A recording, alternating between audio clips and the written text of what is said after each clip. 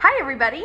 So this week we are going to make a structure again, and before I get into the details, I'd like to read you a story, and it is called The True Story of the Three Little Pigs.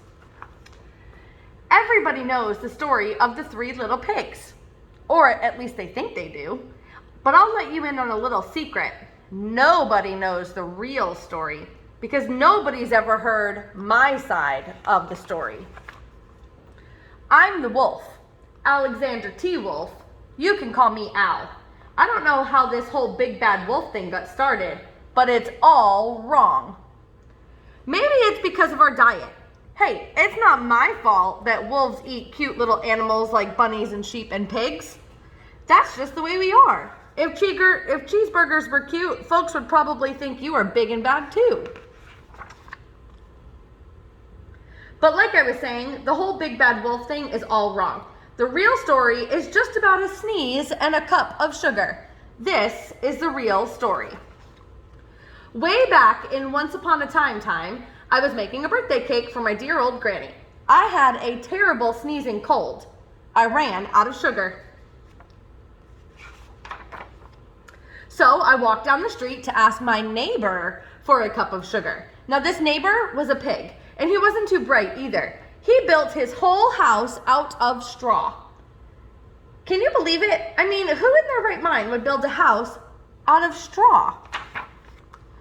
So of course, the minute I knocked on the door, it fell right in. I didn't want to just walk into somebody else's house, so I called, little pig, are you in? No answer. I was just about to go home without the cup of sugar for my dear old granny's birthday cake. That's when my nose started to itch. I felt a sneeze coming on. Well, I huffed, and I snuffed, and I sneezed a great sneeze. And you know what? That whole darn straw house fell down, and right in the middle of the pile of straw was the first little pig, dead as a doornail. He had been home the whole time. It seems like a shame to leave a perfectly good ham dinner lying there in the straw, so I ate it up. Just think of it as a big cheeseburger lying there.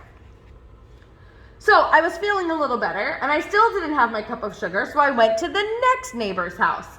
Now this neighbor was actually the first little pig's brother. He was a little smarter, but not much. He had built his house out of sticks. I rang the bell on the stick house. Nobody answered. And I called, Mr. Pig, are you in? And he yelled back, go away, wolf, you can't come in. I'm shaving the hairs on my chinny chin. I had just grabbed the doorknob when I felt another sneeze coming on. I huffed and I snuffed and I tried to cover my mouth, but I sneezed a great sneeze. And you're not gonna believe it, but this guy's house fell down just like his brother's. When the dust cleared, there was a second little pig, dead as a doornail, wolf's honor. Now, you know food will spoil if you just leave it out in the open, so I did the only thing there really was to do. I had dinner again. Think of it as a second helping. I was getting awfully full, but my cold was feeling a little better, and I still didn't have that cup of sugar for my dear old granny's birthday cake. So I went to the next house. This guy was the first and second little pig's brother. He must have been the brains of the family because he had built his house out of bricks. I knocked on that brick house. No answer. I called, Mr. Pig, are you in? And do you know what that rude little pig answered? Get out of here, wolf. Don't bother me again. Talk about impolite. He probably had a whole sack full of sugar, and he wouldn't give me even one little cup for my dear sweet old granny's birthday cake. What a pig! I was just about to go home and maybe make a nice birthday card instead of a cake when I felt that cold coming on. I huffed and I snuffed and I sneezed once again.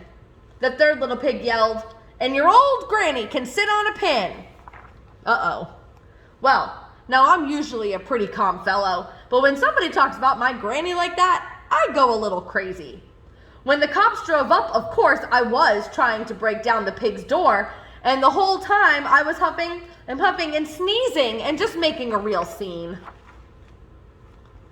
The rest, as they say, is history.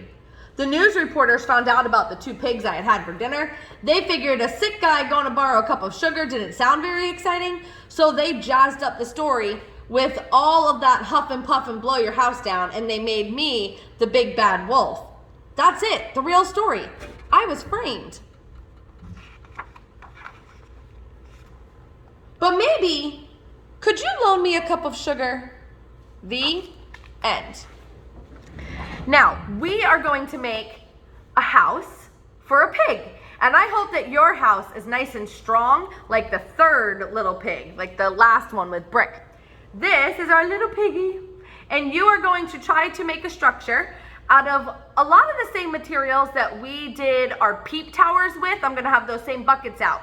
Now the challenge is gonna be, it needs to be able to be strong enough that when I put my fan in front of it, it doesn't blow over. So I am gonna put a fan right in front of your house, your little pig house, and we're gonna make sure that it doesn't blow over. The other problem is that you can't use what you used in the peep tower.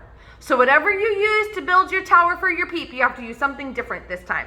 I am still gonna let you use a couple different materials, but you are all gonna build your own little pig house. I will see you soon. Bye-bye.